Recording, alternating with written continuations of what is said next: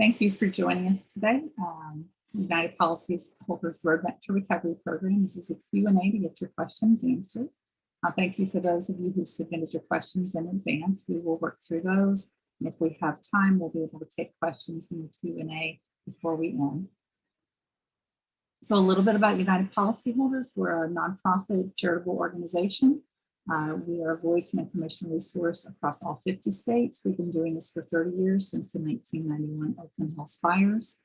We're funded by donation and grants, and we're supported by a volunteer corps of professionals and previous disaster survivors who have expertise in disaster recovery and insurance related issues. Fine print, this workshop is intended to be general guidance only. We are not providing legal advice. So if you have a specific legal question, we recommend that you consult an experienced policyholder attorney. We do have a professionals who work in that space on our website. You are welcome to connect with them, but we do not endorse or warrant any of those. Just a little bit more about Team Up. We have a very small professional staff based in San Francisco. We partner with government and other nonprofits in the space. And then, as I mentioned earlier, we have our Team Up volunteers, previous catastrophic loss survivors, and consumer-focused professionals in these various fields who help us do the work that we do. We have 3 programs: our Roadmap to Recovery, which is the program we're doing today that's walking people through the disaster recovery and insurance claims process.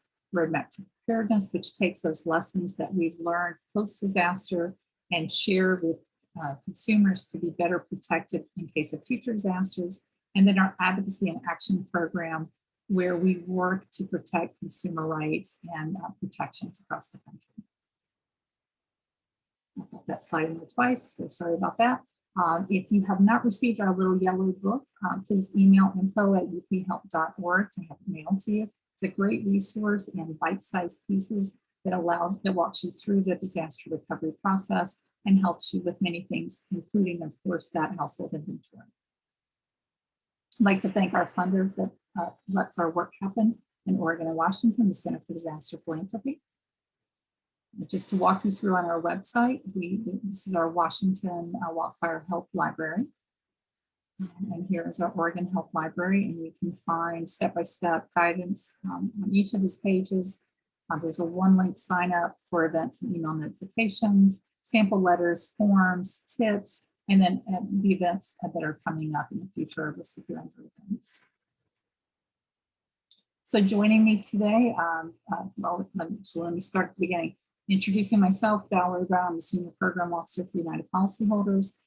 I have Carla Martinez with me today. She's a Financial Education Outreach Coordinator at the Oregon Division of Financial Regulation, and we will be helping you with your questions today. There's my little bio slide, and here is Carla's information. And just so you know, if you're looking for any of this information that we've got on the slide deck will be posted on our website on the event where you registered for today's event, so that you can get that information at your convenience. It'll also be mailed out to everybody who participates in the workshop. So talking a little bit about our Roadmap to Recovery program, just want to throw out, this is a caution we always give, just bearing in mind that recovering from a wildfire is a marathon. It's not a sprint, it takes time. There are a lot of detours, a lot of different things you have to do to make this happen. And so just be kind to yourself and be aware of that. We always say, give your insurance company a chance to do the right thing, but don't be a pushover. Knowing, I'm going to get to my next slide so I don't undercut what I'm trying to say here. The more you understand about your insurance benefits, your policy, your rights in your state, and the value of your losses, the more benefits you'll be able to recover to rebuild your home and smooth your claims going to go. That knowledge does equal power and money. And finally, just when interacting with your insurance company, we recommend you always use this approach, being politely assertive. Knowing your rights, asserting what you understand, but being very polite, and just being very, very clear that the agent, the adjuster that you're working with, they're doing the best they can to get the job done that they're doing. They're typically rotating, covering lots of people, rotating cases, and it's a rough job. And that politeness will go a long way into helping you with your claim, because if you unload your frustration on them, it doesn't help your case and can hurt.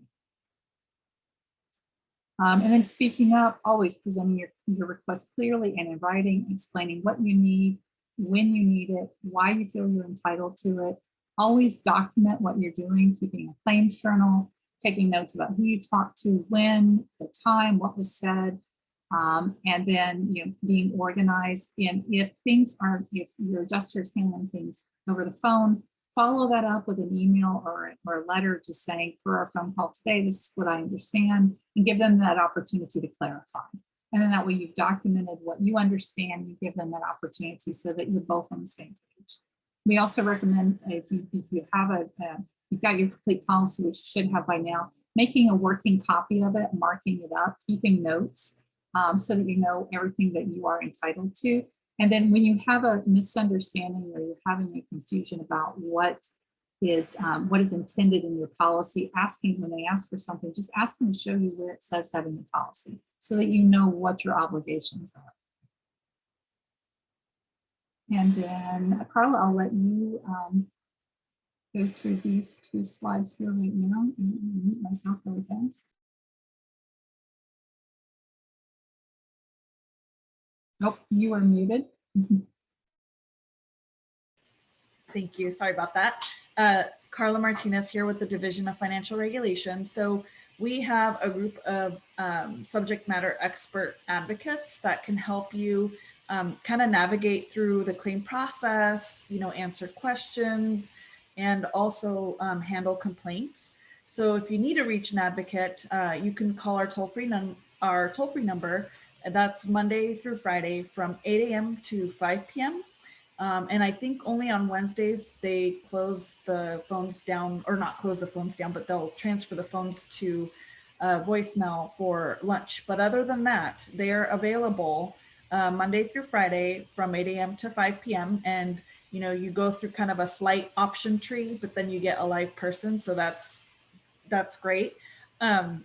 You can also email your questions or concerns to our email address at dfr.insurancehelp@oregon.gov. And that email box is checked daily and regularly. And we do ask that you give us, at least 24 to 48 hours to get a response back, because those are divvied up. You can also visit our website, dfr.oregon.gov, for more information. We have a wildfire resource page, and I think that's the next slide. So on the wildfire resource page, we have all kinds of, tips and, tricks and information about the claims process. We also have the wildfire rebuild agreement, and that's, being updated as companies are being signed up for that.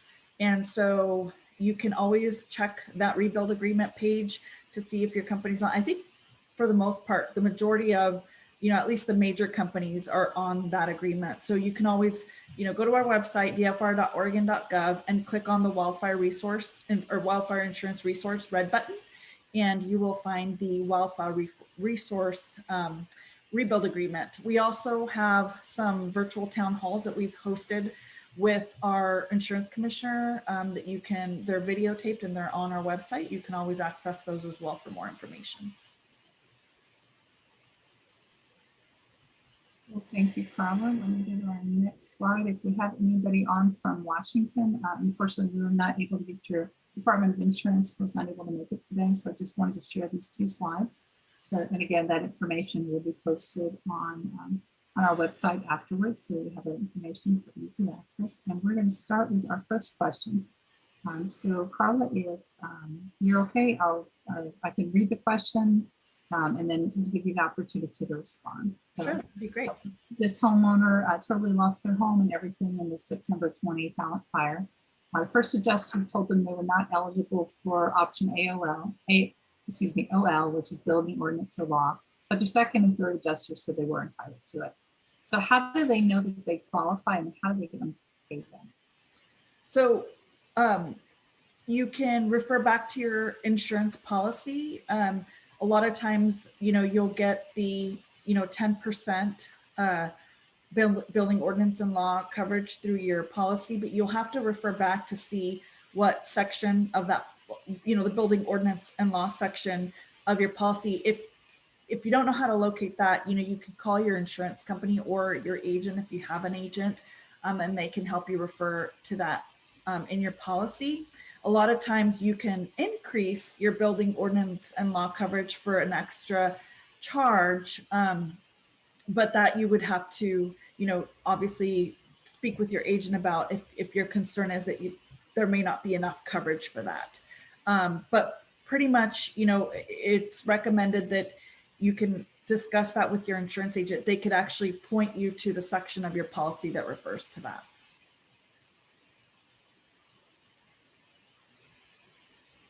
All right, thank you. Let me jump to our next question. This person's had multiple adjusters, lots of delays. This is a partial loss with American Family. And their insurance company is continuing to ask for more information, and now they're saying they're investigating them. And they've hired their own adjuster, a hygienist, an attorney, and they haven't been paid any of their ALA being out because of the dispute over this. And so I guess they're 8 months in, 9 months in at this point. So, one thing to keep in mind, if you've hired your public adjuster, we note that, they're not attorneys. They can provide you with information, they can give you estimates, that sort of thing. One really important thing we always recommend to folks before hiring a public adjuster is to contact our office to make sure that they are licensed in Oregon. If you're an Oregon resident, if you have an Oregon claim, that's the primary, kind of the biggest note to make of that. And as far as if your insurance company is continuing to ask for additional information, it's really hard for me to determine what the right answer is for this question because I don't know what kind of information they're asking for. If they haven't paid your additional living expense, it would lead me to suspect that there may be doing additional information or additional claims investigation, such as whatever else documentation that they're asking for. The only way to really find out exactly what information they're requesting and why is to file a complaint with our office. That way we can get the information directly from the insurance company. A lot of times what our office does is kind of help mediate whatever's going on as far as, if there's a dispute, we can help kind of mediate that and figure out what's going on. For this particular question, I would say for this person to contact our office and speak to one of our advocates and explain the situation, kind of let them know where you're at. Also, if you've hired an attorney, that kind of makes it a little bit more difficult for you to have direct communication with your company. A lot of times they'll direct any contact with your attorney directly. So that kind of can complicate and kind of delay things. So that's probably why you're experiencing a little bit more delays than usual. Once an attorney's involved, it makes it a little bit more challenging for our advocates to, kind of mediate, because not only do we have to, talk with your insurer, we also kind of have to, talk with your attorney. We do ask that if you, the consumer, have an attorney, retained an attorney, that if you're to file a complaint with our office, to please do that individually. And also there's a comment section on there. You can let us know that you have an attorney, but a lot of times we can help just kind of get some information as to where you're at with whatever information they're asking for. So I would say with this particular question, I think that it's probably best to contact our office and speak with an advocate. Thank you so much for sharing that. All right, question 3. So State Farm had rejected the contractor provided 3-page summary of the increased building costs due to code upgrades to receive payment on the building ordinance coverage, and gave very complicated conditions to meet. And so the questions are twofold. Can they do this? Actually, question.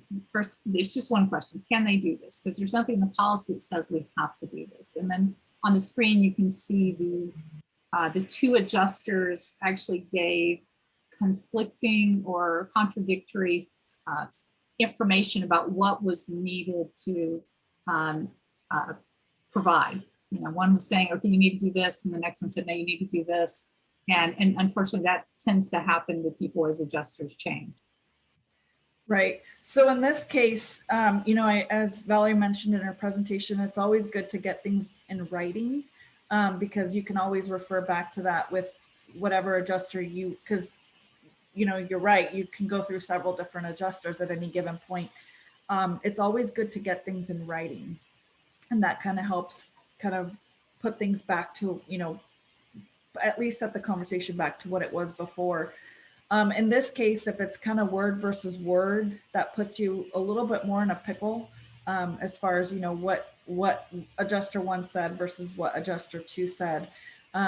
If you're still having kind of a barrier there as far as what needs to happen, again, my advice would be to file a complaint with our office, explain the situation, let us, you know, you can write it in your complaint section and say, adjuster one said this was our understanding. Adjuster two is now asking for more information that doesn't seem reasonable. A lot of times what we can do is we can kind of research. We have, you know, some of our advocates used to work in claims as well. So there's a little bit of expertise there that can at least, you know, kind of guide the insurer to what we call the light, because if there's, you know, if it just boils down to miscommunication, then we can get all the parties to be on the same page. In this case, again, I really can't say they can't do it if it's not written in the policy language, and if it's not in code. You know, again, I think that would be something that that would be a situation where maybe an advocate can help mediate that and kind of get all parties on the same page and to a resolution. Thank you. And just to throw in the UP perspective here on this one, like for adjuster two saying requiring official code documentation from your city county website, not all cities and counties are going to be comfortable doing that, but definitely reach out to your permitting or building department there to see if they have anything.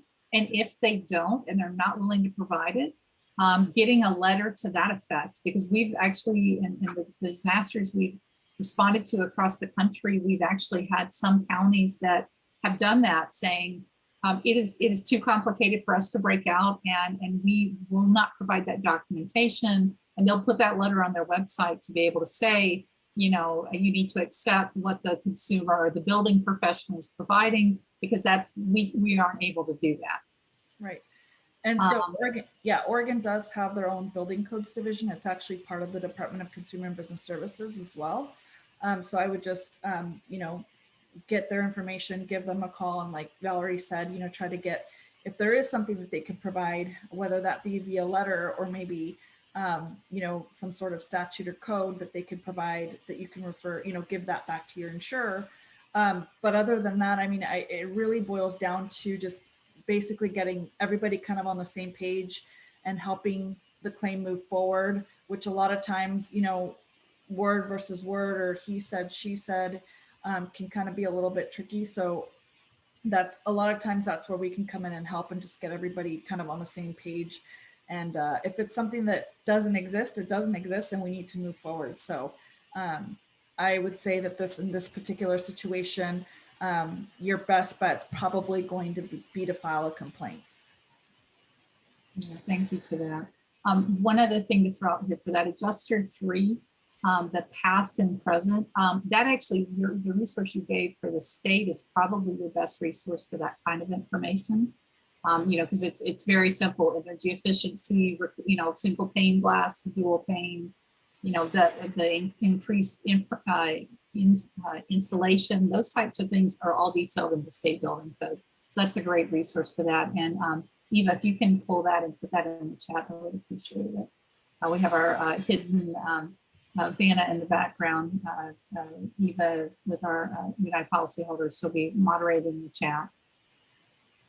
All right, question 4. State Farm is offering us $300,000 to repair our partially burned home. Our contractor and public adjuster that we're working with estimate we're going to need $800,000 to repair the damage. We have $1 million policy. And so their question was they felt like they were being lowballed.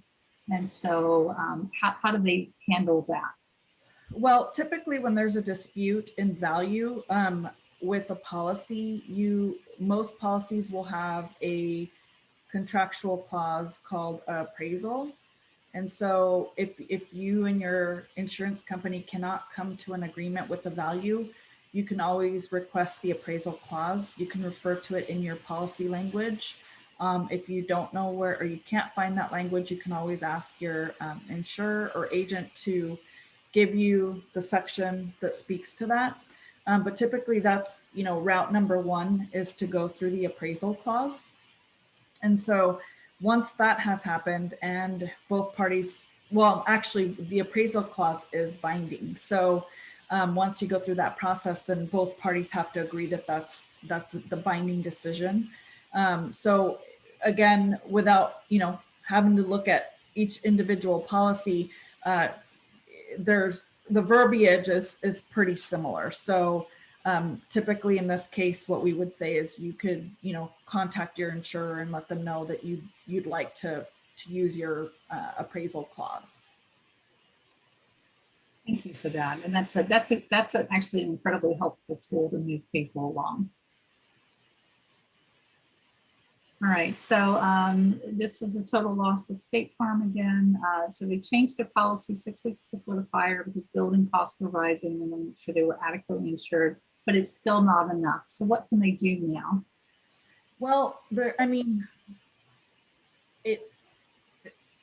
it's really tough to kind of answer this question because there's a lot of factors that take into consideration building costs. As the demand or as the demand for materials lessens, that increase in materials may go down. So if you can still ride out the wave a little bit longer with your additional living expense, that's an option. But you're also, kind of obligated to complete your project as soon as it's reasonable to do so. There really isn't a good answer for this.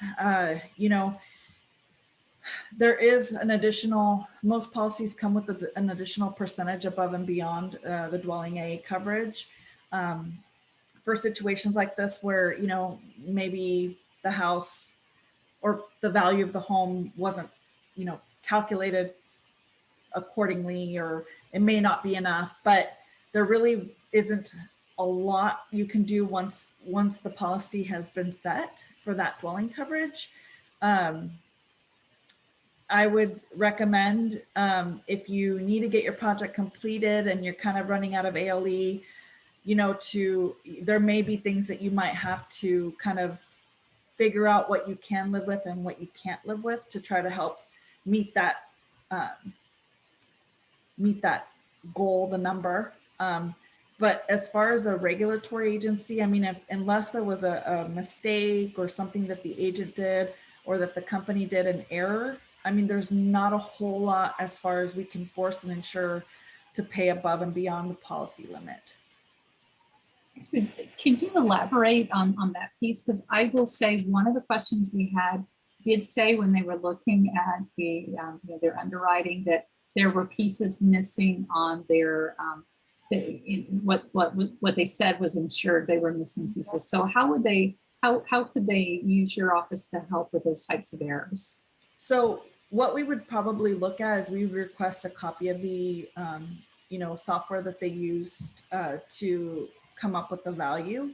And there's a lot of questions on there. What type of siding do you have? What type of roofing? How tall are your walls? What type of, do you have a fireplace? Do you have countertops and, exotic wood cabinets? There's a lot of questions on there as far as the, what makes the value the way it is, and they use the software. So we would, probably look at the software that they used. And, you can also request as a consumer, you can request a copy of of that as well.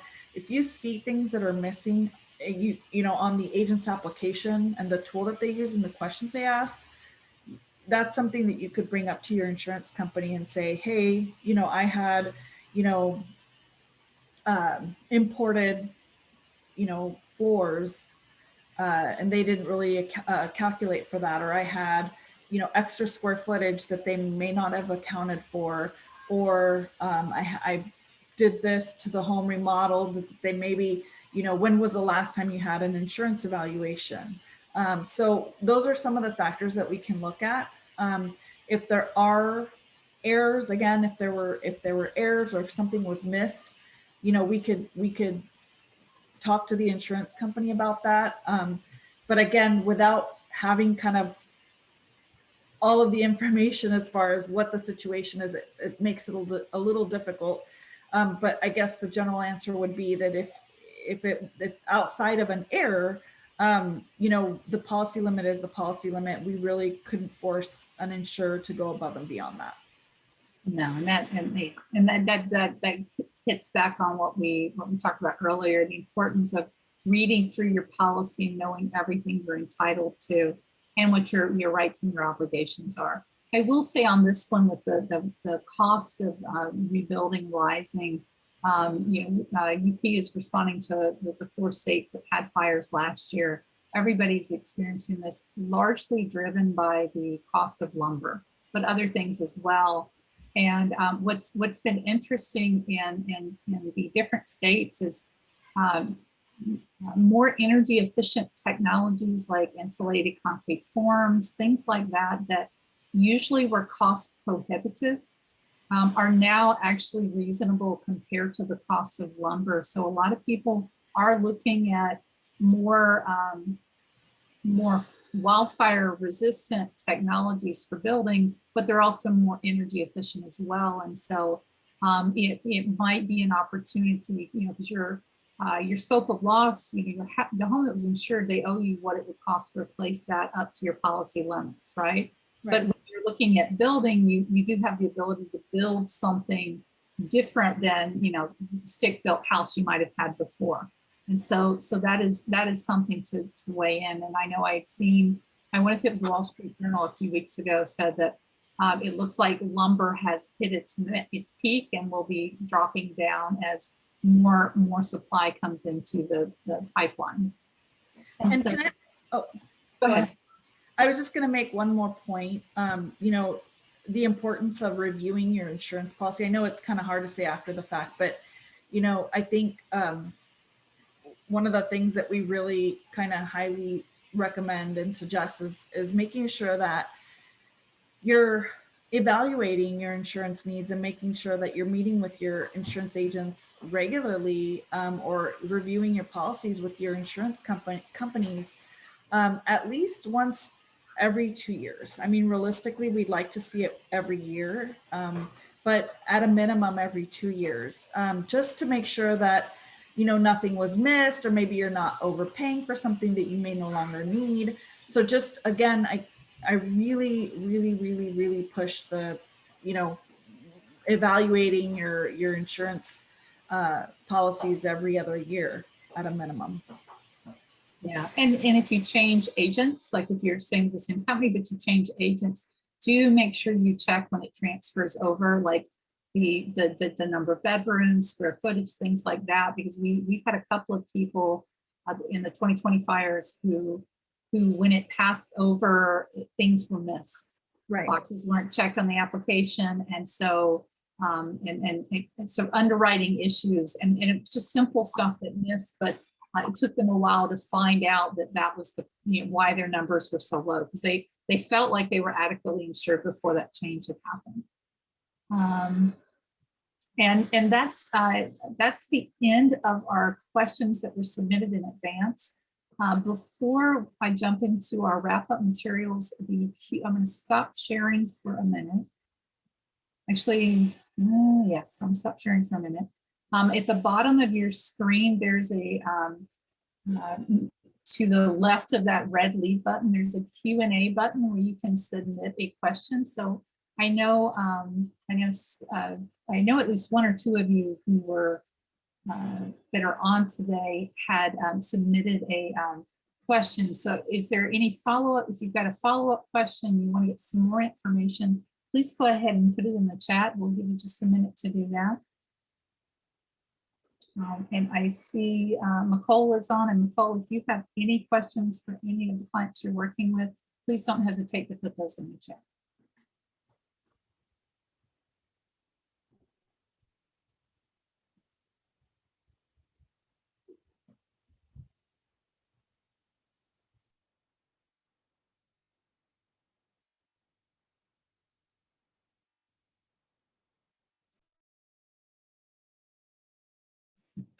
Sorry, I hit mute before I started talking. So Carla, if I will mute myself as soon as you unmute, and I'd like to ask for you just to share all the ways that your office can help people. Great, thank you. So as I mentioned before, we have a group of advocates that are there to help answer questions. A lot of times walk you through a scenario. They do take complaints, formal complaints, and you can access that on our website, online, dfr.oregon.gov. It's a pretty simple form. They ask you for basic information. Complaints are kept confidential. You know, our advocates come from all different backgrounds. So a lot of our advocates have had claim experience with insurers. I think one of our more seasoned advocates had been a prior claims, you know, fire and auto claims adjuster for 27 years. So when you're talking to our folks, I mean, these are folks that have been doing insurance, have been in the industry for a very long time. And, you know, some of the folks come from agencies, so they'll kind of have that agency perspective where they'll be generalists in both claims and policy service, as well as a little bit of underwriting. We have underwriters who used, you know, folks who used to work in underwriting, commercial underwriting. So, you know, kind of a fun tip or quiz here that we did a couple years back when I first started doing outreach. I kind of wanted to just showcase our advocates and their expertise. And we all did this little quiz of how long, you know, folks had been in the insurance industry. And between the folks we had at the time, our team has grown now, but between the folks we had at the time, there was 365 years worth of claims, or I'm sorry, of insurance industry experience. So, you know, the folks that you're talking to have a lot of information. They're very much knowledgeable about how to read the statutes and codes that are applicable. They're familiar with, you know, insurance policy language that can sometimes be overwhelming to understand. So they're there to kind of help the consumer, you know, work through different scenarios. It can be as simple as, you know, I left a message for my agent 2 days ago. They haven't returned my call. To I had a total loss and, you know, my insurance company's refusing to pay ALE. So there's all different scenarios. You know, they're there to help the consumer kind of work through those situations. And so you can access us online. You can give our office a call Monday through Friday, like I said, and you'll be able to, at a very minimum, get information to kind of help educate yourself as well, and understand your policy maybe a little bit better. A lot of times when folks try to read their policy and read the codes and the statutes, it can complicate things, and maybe you might have more questions than you started with. So there, you know, that's why we have our advocates, is to help kind of guide you and give you information that might help answer some of those questions that you may have after doing your own research. Well, thank you. So I don't see any questions in the chat. So let me, oh wait, now of course I see one. Hold on. I think I can still see here. So Todd asked, are there any model templates, examples to follow methods for submitting a claim for the ordinance, the building code upgrades, the option OL. So how do you do this? What's the procedure? Do they have to go back to the code books? Find the difference between a house that was built in 1985 and 2021. It's so we've given them a few ideas. He's just looking for a more, like from a claims handling standpoint, what do they need to do to make that work? So I'm reading the question.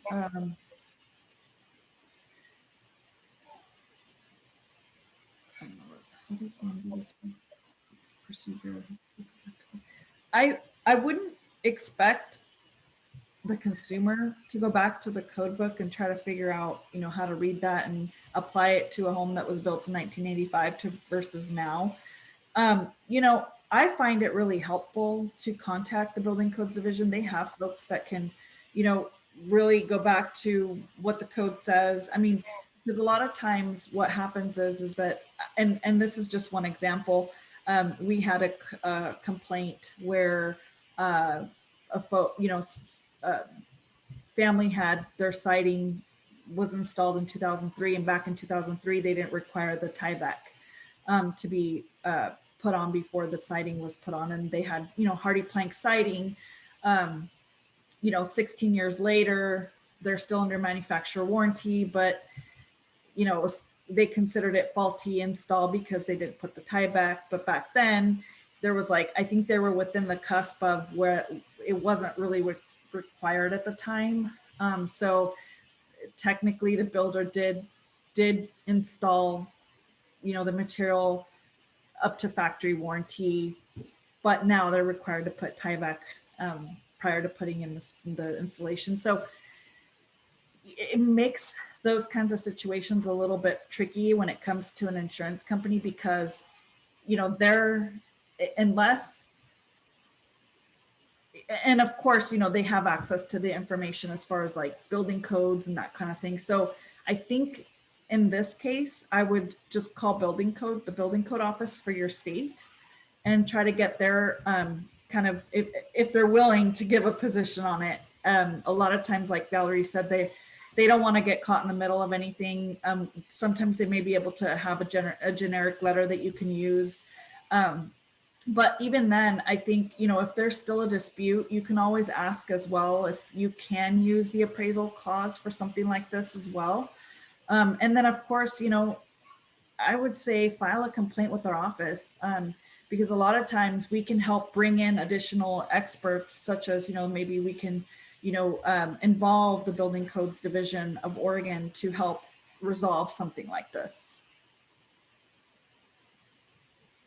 The second part of this question is, does option OL apply only to partially damaged homes or totally destroyed homes?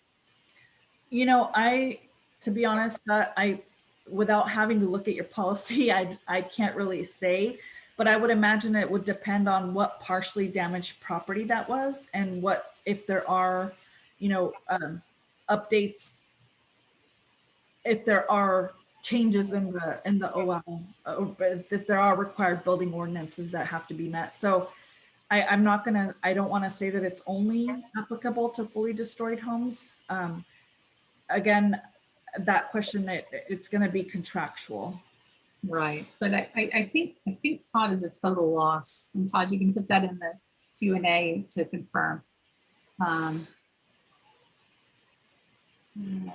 he's a total destroy. So I think that his first adjuster told him he wasn't eligible because it was totally destroyed.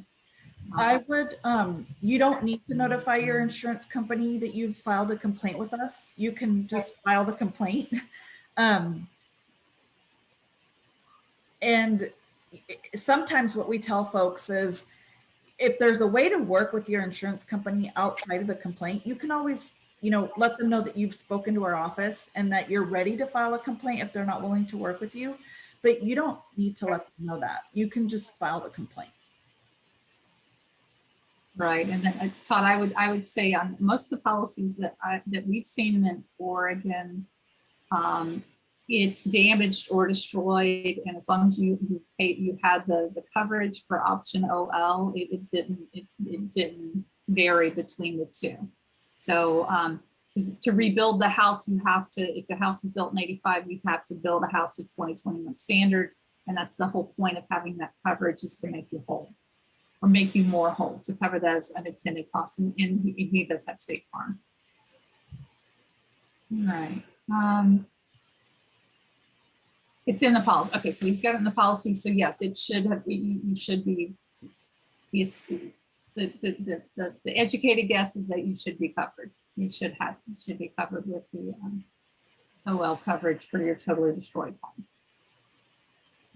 And if they tell you you're not, if it changes again, because I believe the one that had the policy, the adjusters who changed the story. If they change it on you again, I would suggest asking them where in your policy it says it's not covered.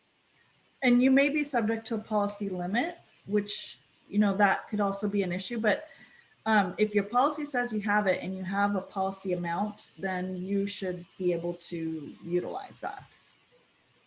And Eva, I'm going to ask if you can put in the chat for the attendees.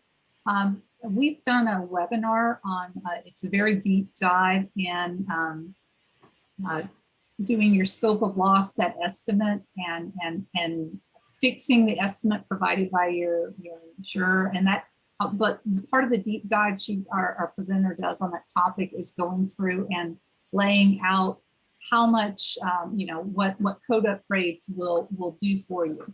And so, so Eva will put that in the chat for you. That would be a great video to watch. And the person who gave that presentation is actually our insurance specialist on staff who can help you with that piece. Yes, and I thank you for sharing it. Todd says he's a novice expert on his policy by now. Unfortunately, it's one of the new, like you're not busy enough, you have these multiple jobs you've picked up. So you become a construction expert. You know, now you're getting into claims handling, and you know, it's a lot. So sorry that you're dealing with this.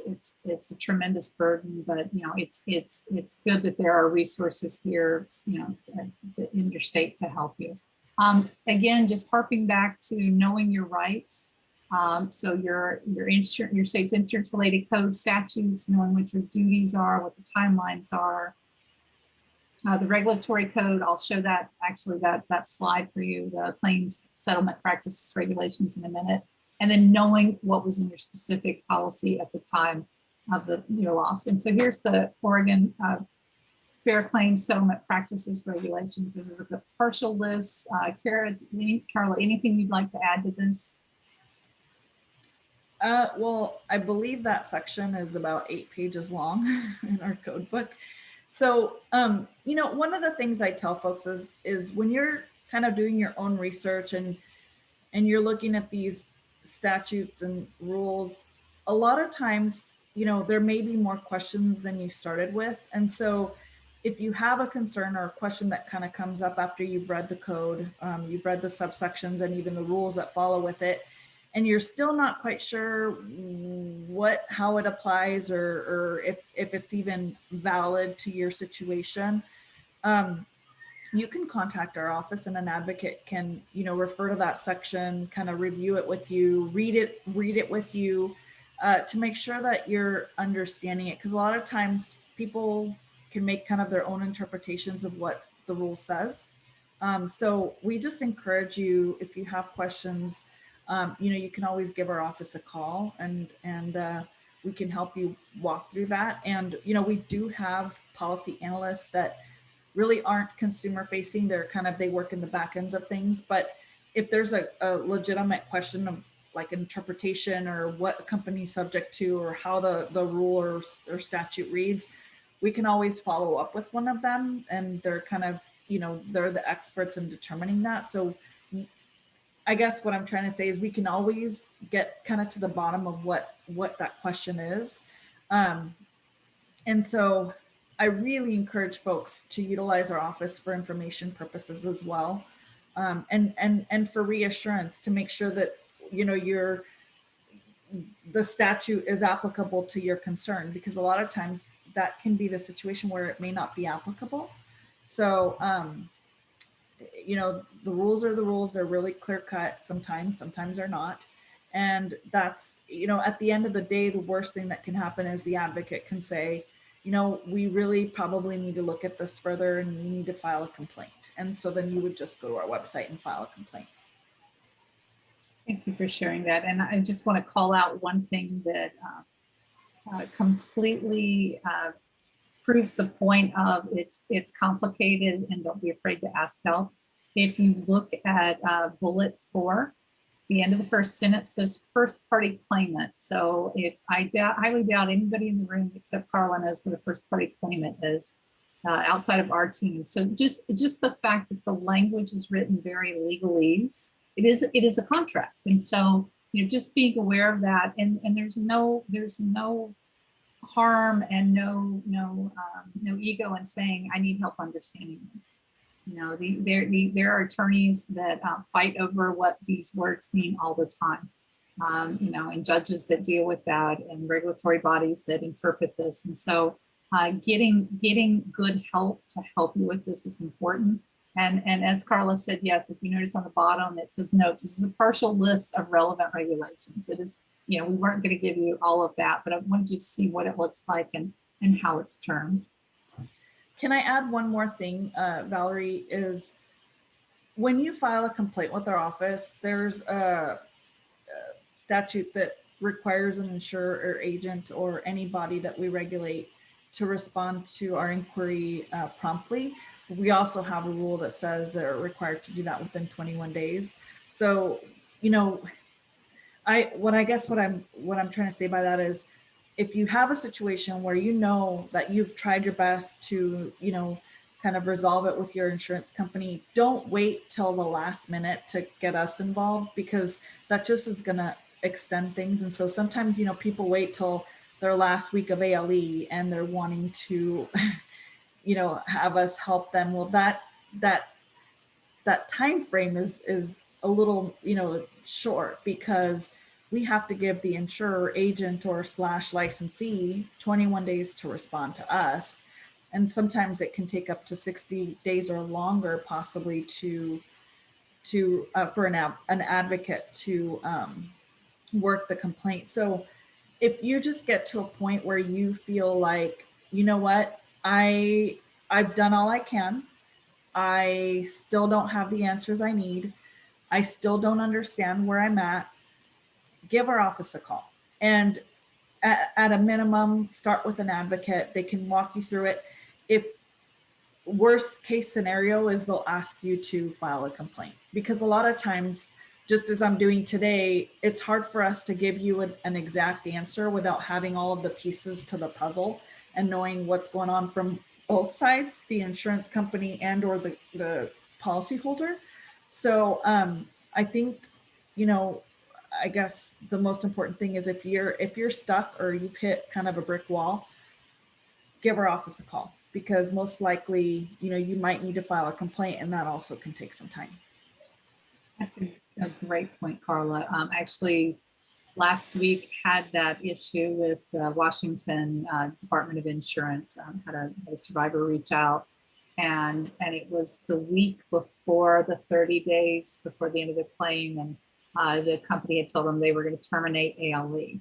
And there had been some extenuating circumstances, and she'd been working them all in the background, but the ask for help was, I need intervention to help before they notify the landlord they're not going to pay. And it was right before the holiday weekend, and just timing wise, I know the department there jumped through some hoops to try to help and make it move quickly, but there was very limited in what they could do at that point. And so it's really important to know that once the process starts internally with yours, there is timeline and deadlines just like that. And speaking of Washington, there we go. So this is for anyone from Washington on. This is the regulations here. And there are 2 here. Again, it's a partial list. But this is the important information that you need to know. Just really quick to wrap us up. What can you do with this information? We'll use these tools, the regulations, and the practices to help you get your claim paid promptly and fairly. If you need to remind your adjuster of these regulations, you can quote them. And bear in mind that it's not like there's this vast ocean of claims adjusters throughout the nation.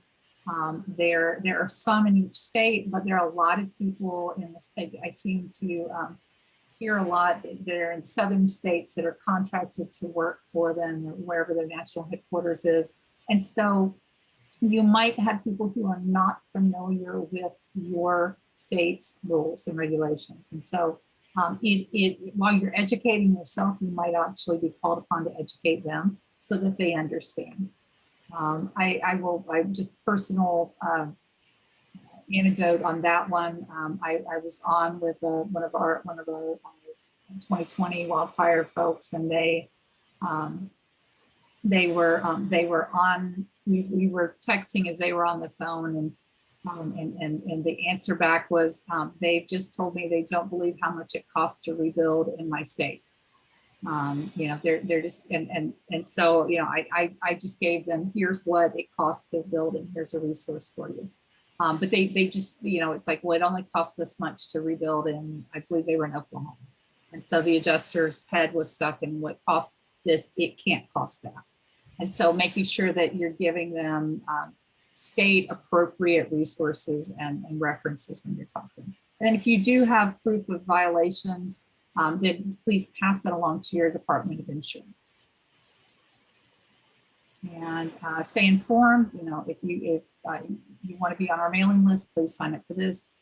Send an email to info@uphelp.org to get today's slide and video link.